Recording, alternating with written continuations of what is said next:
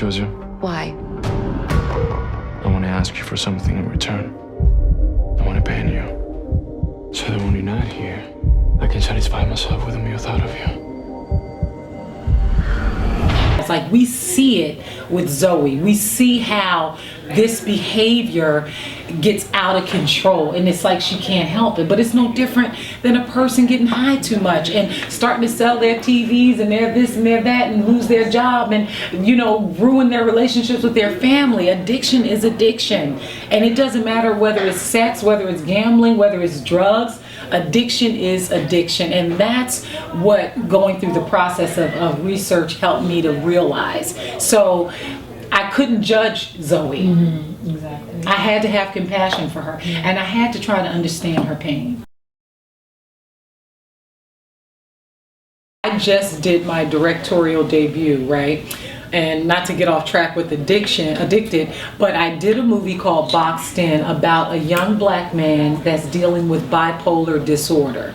And it was one of those same situations. And I feel like if a person is willing to get help, and this was even my perspective in writing that movie and the relationships within that movie, if a person is willing to get help and if they've acknowledged that they have a problem and that treatment and therapy, you know, and being consistent with that, then you can walk with them. But if you have a person that's spiraling out of control, refuse to acknowledge that they have a problem, refuse to get help, it's like you can't go down that ditch with them. You follow what I'm saying? So I think it's relative based on the person you're dealing with and if that person is willing to take steps toward recovery. And if they're not, you got to save yourself. Every man for himself. I think it's a process involved. Obviously, you don't want to abandon your family. You have kids, you've built this life together, and you have also this newfound realization that this is a disease.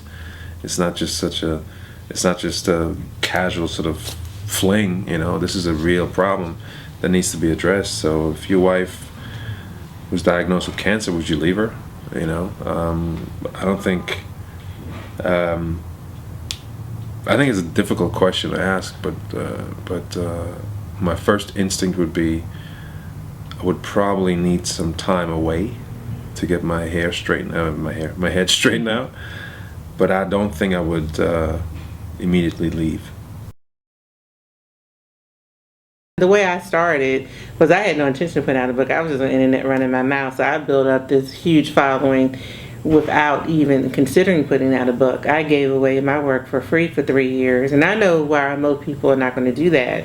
My passion when I was doing it for free and my passion now remain the same.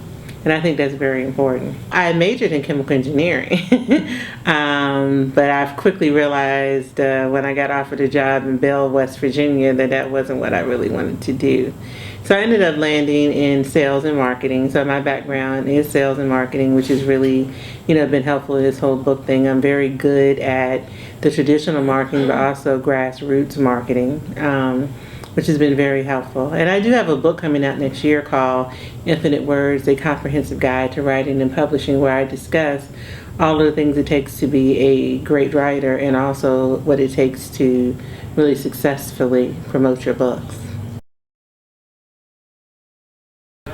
Well, hopefully they get the same thing from the movie that they were supposed to get from the book.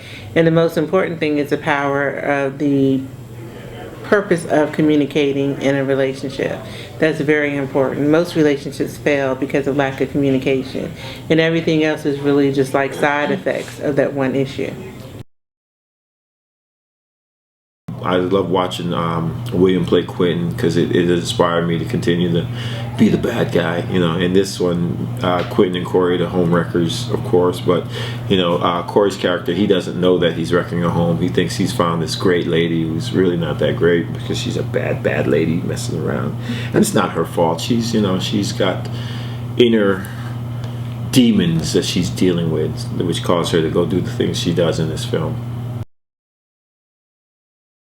I started out my career at BET actually, and got a chance to direct my first music video while I was working there, and did a lot of low budget music videos for a while on the side while I was a producer at BET, and then I got the wonderful opportunity to move to Atlanta and run the music video department for LaFace Records, thinking I was going to get them to invest in making movies for me because I wanted to make films, but they had me way too busy to do that. And I got a chance while at LaFace to direct videos on a much bigger level, and I blew up as a music video director, as it were, and moved out to LA, and then ended up finally getting my chance to do my first movie.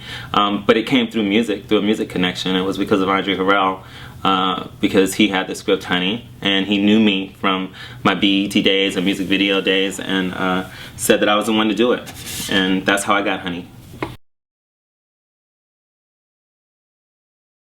You know, I spent time researching sexual addiction when I, was in pre-production on this film, and I went to, sex addict group therapy sessions and spoke with people that suffer from sex addiction and with therapists that deal with it, because I wanted to understand it and explore it, and make sure that I was really telling the story in a right way. And I feel that I learned a lot, seeing this and seeing real people and seeing how many different kinds of people it is, and people that you wouldn't expect, or that it wears many different faces, and addiction in general does.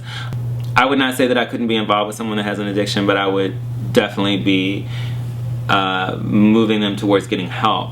You know what I mean? And that's kind of what this movie is about. There's a big stigma in the African American community, especially with seeking help, like from a therapist. It's like, oh, we need a shrink for her. We tend to, run away from that idea because there's a lot of shame around anything that sounds like mental illness.